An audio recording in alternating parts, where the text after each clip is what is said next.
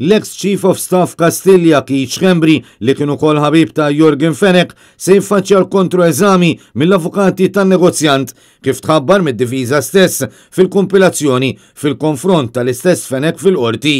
L-avukat Charles Mercia qal li f'din il-kompilazzjoni u importanti li jiexed Schembri li jinsab akkużat fost l-oħrajn b'ħasil ta' flus, korruzzjoni u li xed falz quddiem maġistrat li kienet qed tmexxi inkjesta.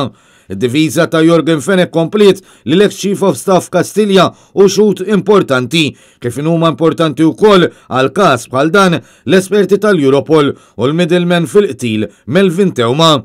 Jorgen Fenech qed jiġħad l-akkużi miġġubin kontrih u qed jallega li Schembri kien wara l-qtil tal-ġurnalista. F'xhieda mogħtija s-sena li għaddiet kien żvelat li waqt l-interrogazzjoni tiegħu Fenech kien qal lill-pulizija li kien Schembri li rid joqtol lil Caruana Galizia u li allegatament ħallas lil Melvin Teuma is-somma ta' 85,000 euro.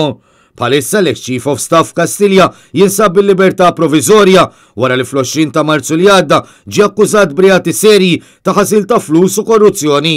Sa dan it-tant għadu mhux ċar jekk fis-seduta li jmiss u se jitkompla l-kontroeżami ta' Melvin Teuma hekk kif l-ispettur Kertzara qal li kollox jiddependi jekk sa nhar l-erba' meta jkompli l-każ Melvin Teuma jkunx f'qagħda tajba jew le f'termini ta' saħħa. Minkejja li l-perjodu ta' kwarantina wara li kien ittestja pożittiv għal COVID-19 issa skada, jidher li Teuma għadu qed iħossu fraġli biex ikompli jwieġeb. Aktar kmieni fis-seduta tal-ħamis xedu diversi esperti forensiċi fosthom Qaddasa li konfermaw li mill-anqas 6 mobile phones inġabru minn qiegħ il-baħar il-barra mit-tinda tal-patata fil-Marsa fejn 3 mis-suspettati bl-assassinju ta' Daphne Caruana Galizia kienu ġew arrestati f'Diċembru tal-2017.